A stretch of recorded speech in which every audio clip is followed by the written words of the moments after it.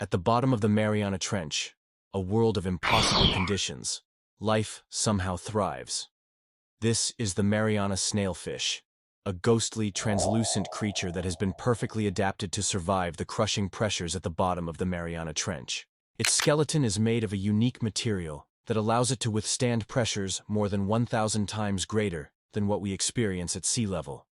And its translucent body lets us see right through it, revealing a bizarre, otherworldly creature, unlike anything we've ever seen before.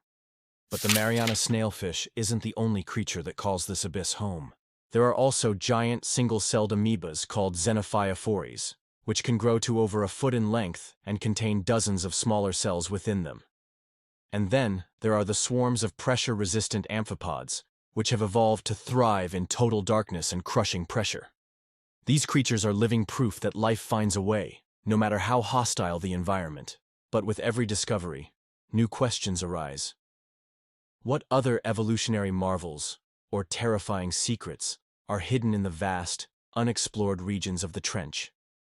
Are we truly prepared for the implications of life that has evolved under such alien conditions?